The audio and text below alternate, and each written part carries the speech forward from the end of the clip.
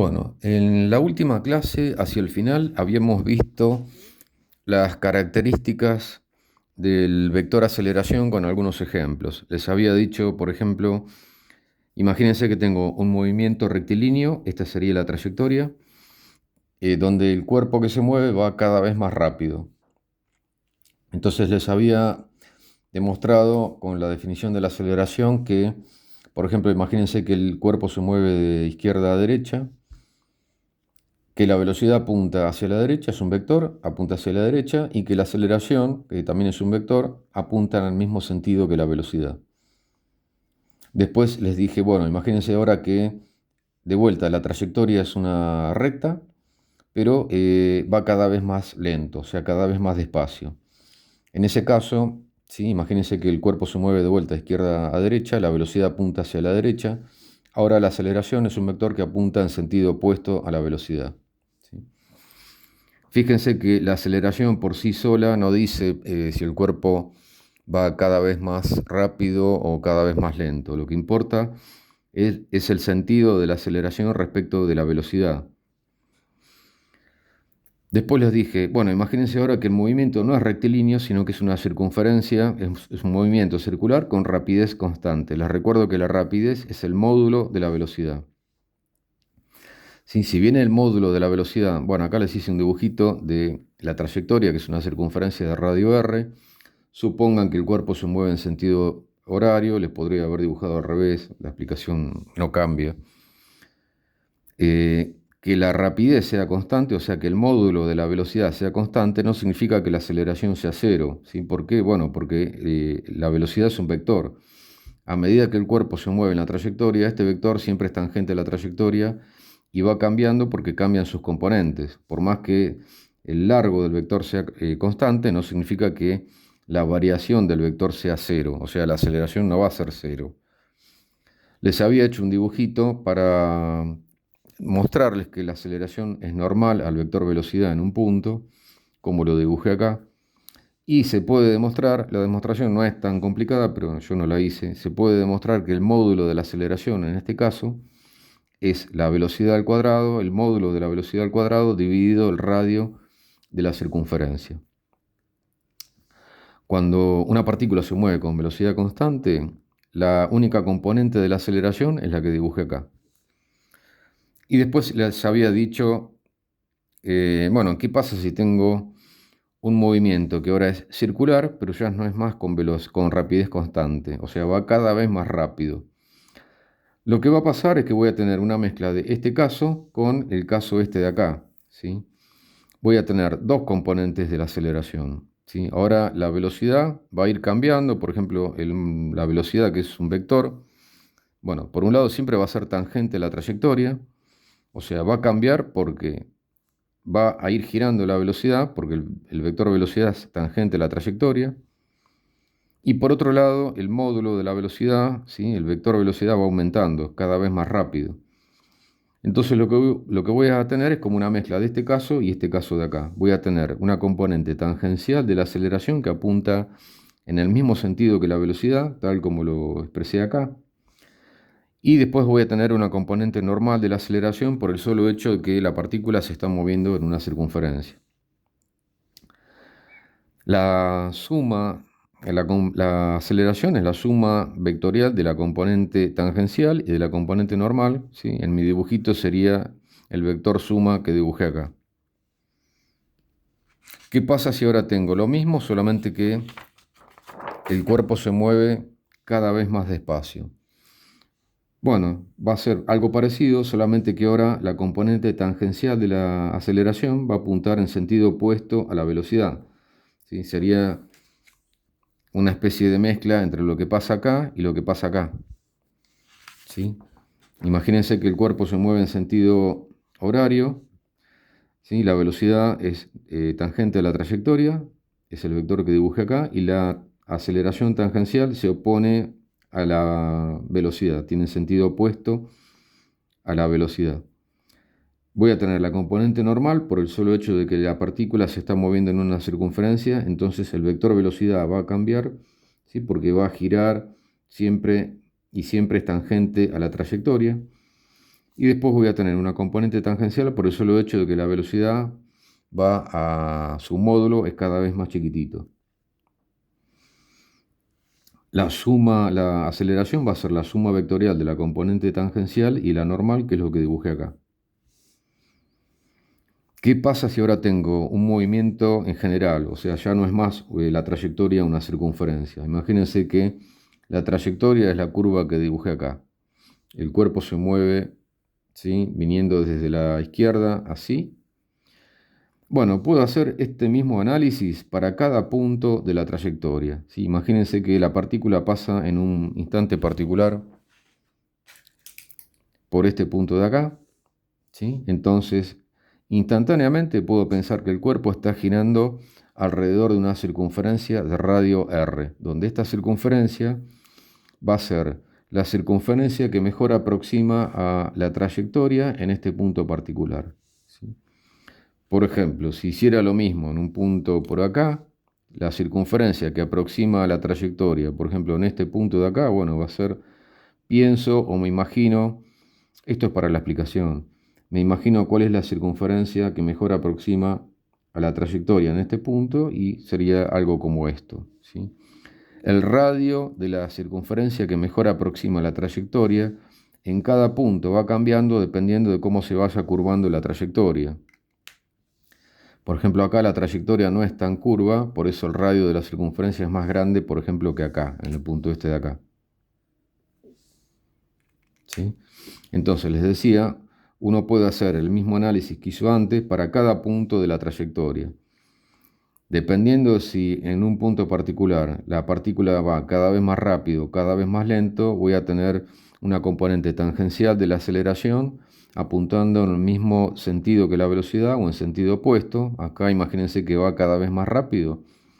Entonces la componente tangencial de la aceleración va a apuntar en el mismo sentido que la velocidad y recuerden que la velocidad es tangente a la trayectoria. Y después, por el solo hecho de que la velocidad va cambiando en cada punto de la trayectoria, voy a tener una componente normal que va a apuntar hacia el centro de la circunferencia que mejor aproxima a la trayectoria en un punto. Entonces siempre voy a escribir la aceleración como la suma de estas dos componentes, la componente normal y la componente tangencial. ¿Sí? Es lo que escribí acá. Esto de acá lo dibujé un poquito más grande, me quedó un poco chico el dibujo. ¿Por qué? Porque quería mencionar lo que también dije en clase, ¿sí? Esta descomposición de la aceleración en dos componentes esto se llama componentes intrínsecas del vector aceleración, ¿sí? Esta descomposición de la aceleración en una componente normal a la trayectoria apuntando hacia el centro de la circunferencia donde está en este instante girando el cuerpo, y una componente tangencial, ¿sí?, que me apunta en el mismo sentido que la velocidad. Por eso les había definido dos versores. Los versores me sirven para definir una dirección y un sentido. Es un vector de módulo 1 que solamente los voy a usar para definir dirección y sentido. El vector que llamé t por tangente, es un versor tangente a la trayectoria con el mismo sentido que la velocidad. Y el versor que llamé n es un versor normal a la trayectoria, apuntando hacia el centro de la circunferencia donde instantáneamente está girando el cuerpo, ¿sí? Por ejemplo, en este punto particular, este sería el vector tangente y este el versor tangente, y este sería el versor normal, apuntando hacia el centro de la circunferencia donde instantáneamente está girando el cuerpo. Se puede demostrar siempre que la componente normal de la aceleración es la rapidez al cuadrado, o sea, el módulo de la velocidad en este punto al cuadrado, dividido el radio de esta circunferencia. Y la componente tangencial es cómo cambia instantáneamente el módulo del vector velocidad, ¿sí? Si el cuerpo va cada vez más rápido, el vector velocidad del módulo va aumentando y esto va a ser positivo. Si va cada vez más despacio, el módulo del vector velocidad va disminuyendo y esto va a ser negativo. Esto sería la variación instantánea del módulo del vector velocidad.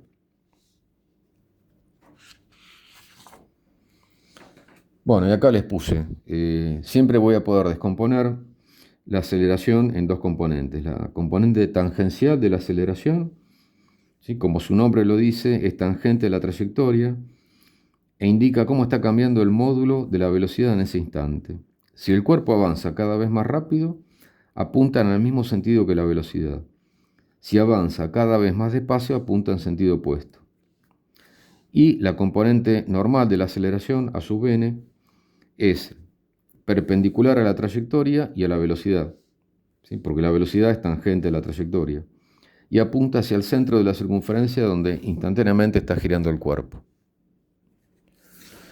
Bueno, aplicación directa de esto que les conté es el problema 63 de la guía, ¿sí? Acá les quise reproducir este dibujito, es el dibujito que aparece en la guía, ¿sí? Me muestran una trayectoria que sería esta curva de acá, y después me muestran en un punto particular, imagínense que en un instante de tiempo particular el cuerpo pasa por este punto, y me dibujan 8 vectores, ¿sí? Y me dice, decir qué vectores de la figura pueden representar, bueno, la velocidad, la aceleración, la componente normal, la componente tangencial, en el punto A. En el punto A no me dicen si el cuerpo va en sentido horario o en sentido antihorario, solamente me dicen cuáles son los vectores de los dibujados que pueden representar las magnitudes que me piden ahí. Bueno, por lo que les conté recién, y por lo que vimos en clase, fíjense, el cuerpo puede ir en sentido horario o antihorario. Si va en sentido horario, la velocidad puede estar representada por un vector como el 1, ¿sí? Entonces, para la velocidad puede ser el 1, o si va en sentido antihorario, puede ser el vector 5, ¿sí? Son 1 y 5 son tangentes a la trayectoria. Después, la componente normal de la aceleración, bueno, si está el cuerpo girando en alguna circunferencia, no, del dibujo yo no sé si esto es una circunferencia o no. Imagínense que no lo sea, ¿sí? Pero si es una curva cualquiera, por el dibujo uno se da cuenta que la circunferencia que mejor aproxima la trayectoria, ¿sí? Sería algo así, y el centro de la circunferencia va a estar por acá, en algún punto por acá. Entonces, la componente normal de la aceleración solamente puede ser el vector 7.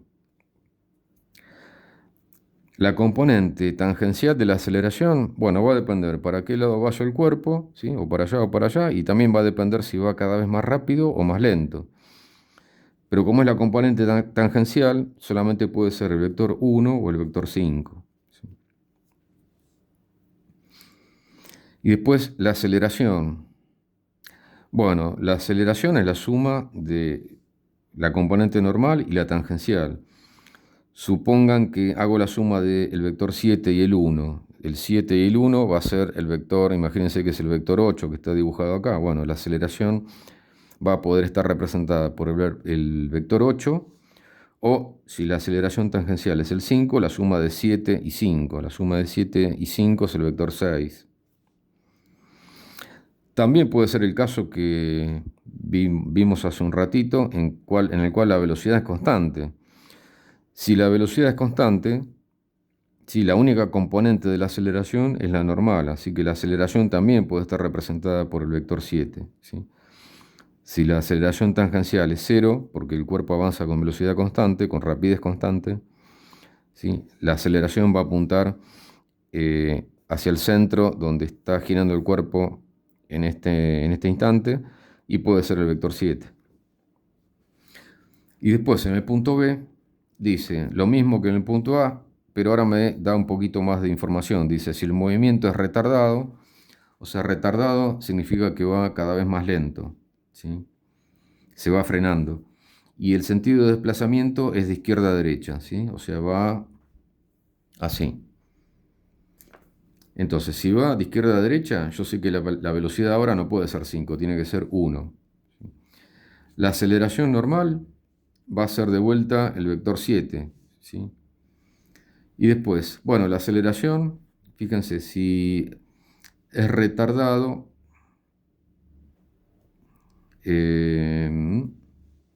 me faltó acá escribir la aceleración. Ah, no, acá está. La aceleración normal dijimos que era la 7. La aceleración tangencial, ¿sí? Si el cuerpo se mueve de izquierda a derecha, esta es la velocidad. Y si va cada vez más lento, la aceleración tangencial es el vector 5.